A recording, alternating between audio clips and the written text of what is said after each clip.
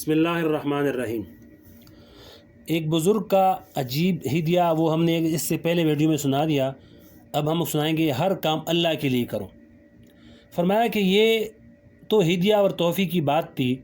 اس کے علاوہ بھی عزیز رشتہ داروں کے حقوق ہیں۔ مثلا کسی کے دکھ درد میں شریک ہو گئے، کسی کی ضرورت کے موقع پر اس کے کام آ گئے وغیرہ۔ اس میں بھی حضور پاک علیہ السلام نے ہمیں یہ تعلیم دی کہ جب کسی عزیز رشتہ دار کا کوئی کام کرو تو صرف اللہ کے لیے کرو، اور اس خیال سے مت کرو کہ یہ میرے گن گائے گا یا میرا شکریہ ادا کرے گا یا مجھے بدلہ دے گا۔ اس کا نتیجہ یہ ہوگا کہ اس کا کام بھی کرو گے اور پھر بھی دنیا میں خوشی حاصل نہیں ہوگی اگر شکریہ کے لیے کرو گے۔ اب فرمایا کہ ہمارے معاشرے کی غلط فکر کی وجہ سے عربی زبان میں ایک مثل مشہور ہے کہ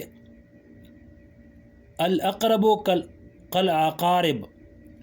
اقارب کے معنی رشتہ دار ہیں، اور اقرب کی جمع ہے، اس کے معنی بچھو کے ہیں۔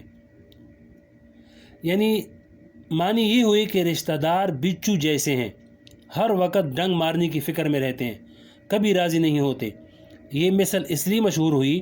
کہ رشتہ داروں کے ساتھ جب بھی اس نے سلوک کیا تو اس امید کے ساتھ کیا کہ ان کی طرف سے جواب ملے گا، لیکن جب توقع کے مطابق جواب نہیں ملا تو اس کا نتیجہ یہ ہوا کہ وہ بچھو بن گئے۔ اگر یہ حسن سلوک اس نیت سے کیا جاتا کہ میرے اللہ نے حسن سلوک کا حکم دیا ہے اور نبی علیہ السلام کا طریقہ ہے، اس وقت انسان یہ سوچتا ہے کہ یہ رشتہ دار جواب دے یا نہ دے، لیکن اللہ تو جواب دینے والا موجود ہے، اس لیے کہ میں نے یہ کام اللہ کے لیے کیا ہے۔ مزہ تو اسی وقت ہے کہ تم رشتہ داروں کے ساتھ اچھا سلوک کرتے رہو اور ان کی طرف سے جواب نہ ملے بلکہ الٹا جواب ملے، مگر پھر بھی ان کے ساتھ حسن سلوک اس نیت سے کیے جاؤ کہ جس کے لیے کر رہے ہیں وہ جواب دینے والا موجود ہے۔ اس لیے نبی صلی اللہ علیہ وسلم نے فرمایا کہ صلہ رحمی کرنے والا وہ شخص نہیں ہے جو بدلے کا انتظار کرے، بلکہ صلہ رحمی کرنے والا وہ شخص ہے کہ دوسرے لوگ تو قطع رحمی کریں لیکن یہ اس کے باوجود صلہ رحمی کریں۔ آگے فرمایا نبی صلی اللہ علیہ وسلم کے رشتہ داروں سے سلوک۔ حضور پاک صلی اللہ علیہ وسلم کو دیکھیے کہ آپ نے رشتہ داروں کے ساتھ کیسا سلوک کیا۔ چند رشتہ داروں کے علاوہ باقی سب رشتہ دار آپ کی جان کے دشمن اور خون کے پیاسے تھے، اور آپ کو تکلیفیں پہنچانے میں کوئی کسر نہیں چھوڑی، یہاں تک کہ آپ کے چچا اور چچا کے بیٹے جو قریب ترین عزیز تھے مگر آپ کو تکلیف پہنچانے کی کوشش میں لگے ہوئے تھے، لیکن حضور پاک علیہ السلام نے اپنی طرف سے رشتہ داری کا حق ادا کرنے میں کوئی کوتاہی نہیں کی۔ چنانچہ فتح مکہ کے موقع پر جب بدلہ لینے کا وقت آیا تو آپ صلی اللہ علیہ وسلم نے سب کو معاف کر دیا اور یہ اعلان فرما دیا کہ جو شخص حرم میں داخل ہو جائے گا وہ بھی امن میں ہوگا، جو شخص ابو سفیان کے گھر میں داخل ہو جائے گا وہ بھی مامون ہے، اور کسی سے بدلہ نہیں لیا اور نہ کسی سے یہ توقع رکھی کہ وہ میرے اچھے سلوک کا بدلہ دے گا۔ لہذا رشتہ داروں کی بدسلوکی پر اچھا سلوک کرنا بھی سنت ہے اور اچائی کے ساتھ بدلہ دینا بھی سنت ہے۔ اس لیے حکیم الامت اشرف علی تھانوی رحمۃ اللہ علیہ نے اپنے تقریروں میں بڑے تجربے کی بات فرمائی ہے۔ فرمایا کہ دنیا میں راحت سے رہنے کا صرف ایک ہی نسخہ ہے، دنیا میں راحت سے رہنے کا صرف ایک ہی نسخہ ہے، وہ یہ کہ مخلوق سے توقعات ختم کر دو۔ مثلا یہ توقع رکھنا کہ فلاں شخص میرے ساتھ اچائی کرے گا، فلاں شخص میرا کوئی کام آئے گا، فلاں شخص میرے دکھ درد میں شریک ہوگا، یہ تمام توقعات ختم کر کے صرف ایک ذات اللہ جل شانہ سے توقع رکھو، اس لیے کہ مخلوقات سے توقع ختم کرنے کے بعد اگر ان کی طرف سے کوئی اچائی ملے گی تو وہ خلاف توقع ملے گی، اس کے نتیجے میں خوشی بہت ہوگی کیونکہ خلاف توقع ملی ہے، اچائی کی توقع تو نہیں تھی لیکن اچائی مل گئی۔ اور اگر مخلوق کی طرف سے کوئی تکلیف پہنچے گی تو پھر رنج زیادہ نہیں ہوگا،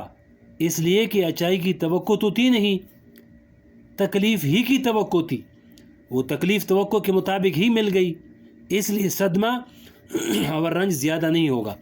اس لیے کہ اچائی کی توقع کے بعد تکلیف پہنچے تو صدمہ اور رنج بہت زیادہ ہوتا ہے کہ توقع تو یہ تھی اور ملا یہ، لہذا توقع کے بغیر جو اچائی مل رہی ہے وہ سب بونس ہے۔ آگے فرمایا کہ دنیا دکھ ہی پہنچاتی ہے۔ فرمایا کہ دنیا کی حقیقت یہ ہے کہ انسان کو دکھ ہی پہنچاتی ہے۔ اگر کبھی خوشی اور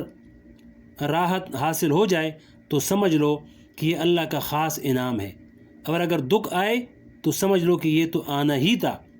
اس لیے اس پر زیادہ صدمہ کرنے کی ضرورت نہیں۔ یہ بات بالکل 100% ٹھیک ہے، درست ہے۔ اگر ہم اس بات کو پلے باندھ لیں اور اس پر عمل کر لیں تو پھر سارے شکوے اور شکایتیں ختم ہو جائیں، اس لیے کہ یہ شکوے اور شکایتیں توقعات کے بعد ہی پیدا ہوتے ہیں۔ جو توقع رکھنی ہے اللہ تعالیٰ سے رکھو، مخلوقات سے توقع رکھنا چھوڑ دو۔ اگر مخلوقات سے توقع رکھنا چھوڑ دو گے تو انشاءاللہ راحت اور آرام میں آ جاؤ گے۔ ہمارے بڑے یہ نسخہ بتا گئے اور میں نے آپ کے سامنے یہ نسخہ بتا دیا اور آپ نے سن لیا، لیکن محض کہنے اور سننے سے بات نہیں بنتی، بلکہ اس بات کو دل میں بیٹھائیں اور اس کی مشق کریں، بار بار اپنا جائزہ لیں کہ ہم نے دوسروں سے کون کون سی توقعات باندھ رکھی ہیں اور کیوں باندھ رکھی ہیں، اللہ سے توقع کیوں نہیں باندھی۔ آپ نے اللہ والوں کو دیکھا ہوگا کہ وہ ہمیشہ خوش رہتے ہیں، ان کے اوپر بڑے سے بڑا غم بھی آ جائے تو تھوڑا بہت رنج ہوگا، لیکن وہ غم ان کے اوپر مسلط نہیں ہوگا، اور وہ غم ان کو بے چین اور بےتاب نہیں کرے گا، کیونکہ انہوں نے اپنے مالک سے اپنا تعلق جوڑا ہوا ہے۔ مخلوق کی طرف نگاہ نہیں ہے، مخلوق سے توقعات نہیں ہے، مخلوق سے کچھ نہیں مانگتے، جو کچھ مانگتے ہیں اللہ تعالیٰ سے مانگتے ہیں۔ اس کا نتیجہ یہ ہے کہ وہ ہمیشہ سکون اور اطمینان سے رہتے ہیں۔ آگے ایک بزرگ کا واقعہ لکھا ہے، حکیم علامت اشرف علی تھانوی رحمۃ اللہ علیہ نے ایک بزرگ کے بارے میں لکھا ہے کہ ان سے کسی نے پوچھا کہ حضرت کیا حال ہے، کیسا مزاج ہے؟ انہوں نے جواب دیا کہ الحمدللہ بہت اچھا حال ہے۔